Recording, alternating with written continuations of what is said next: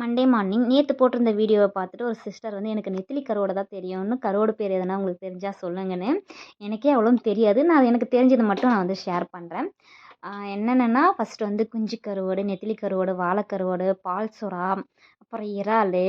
இங்கே இந்த ஊரில் வந்து பார்த்திங்கன்னா ஜிலேபியில் கூட கருவாடு போடுறாங்க. ஜிலேபி, அரஞ்சாம், அப்புறம் பாறை மீன், என்னது மத்தி மீன், பால் சுறா, அந்த மாதிரி நிறைய கருவாடு வகைகள் இருக்குது. நான் பார்த்தது மட்டும் சொல்கிறேன். கருவாடு வந்து சாப்பிடவே கூடாதுன்னு ஒரு சில நாட்களுக்கு முன்னாடி வந்து நியூஸ் வந்தது. அப்படிலாம் இல்லை, கருவாடு தாராளமாக எல்லாருமே சாப்பிட்லாம், குழந்தைங்களுக்கு கூட தரலாம். அதில் வந்து பார்த்திங்கன்னா பொட்டாசியம், கால்சியம், மக்னீசியம்லாம் நிறையாவே இருக்குது தாதுகள்.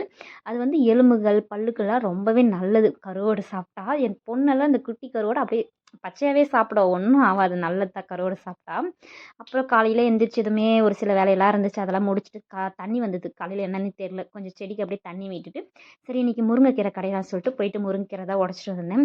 நான் ஏற்கனவே போட்டிருக்கேன் நிறைய வாட்டி முருங்கைக்கீரை கடையல். ஆனாலும் ஒரு சில பேர் அதில் கேட்பாங்க, இது வந்து கசக்கிறது இல்லையா கடைஞ்சா, எப்படி கடையிறீங்கன்னு சொல்லிட்டு.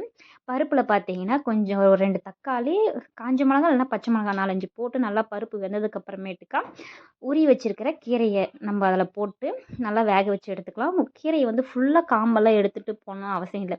ஒரு சில காம்பெல்லாம் இருந்தால் நல்லது தான். காம்பில் தான் இன்னும் சொல்லப்போனால் சத்தெல்லாம் இருக்குது. பருப்பு நல்லா வந்தது, கொஞ்சமாக புளி சேர்த்து வேக வச்சு எடுத்துகிட்டு ஒரு பானையில் கொஞ்சமாக எண்ணெய் ஊற்றி தட்டின பூண்டு, காஞ்ச மிளகா, மிளகு, சீரகம் அதெல்லாம் நல்லா வறுத்து சட்டியில் கொட்டிட்டு கொஞ்சமாக கல் உப்பு போட்டு அதை ஃபஸ்ட்டு நல்லா கடைஞ்சிட்டு அதுக்கப்புறமேட்டுக்கா நம்ம வேக வச்சுருந்த கீரையை சேர்த்து நல்லா கடைஞ்சி எடுத்துக்கிட்டா கீரை வந்து சூப்பராக ரெடி ஆகிடும். நான் ஒரு சில டைம் வந்து சட்டியில் போட்டு கடைஞ்சிட்டு பார்ப்பேன், நல்லா மையெல்லாம் மிக்சியில் போட்டுப்பேன். ஏன்னா குழந்தைங்களுக்கு தரத்துனால லூஸ் மோஷன் ஆகிடக்கூடாது சொல்லிட்டு அந்த மாதிரி கடைஞ்சி தருவோம். ஆனால் இன்றைக்கி வந்து நல்லாவே கடைஞ்சிருச்சு சட்டியிலேயே. கண்டிப்பாக ட்ரை பண்ணிவிட்டு எப்படி இருக்குது சொல்லிட்டு மறக்காமல் கமெண்ட்ஸில் வந்து ஷேர் பண்ணுங்கள்.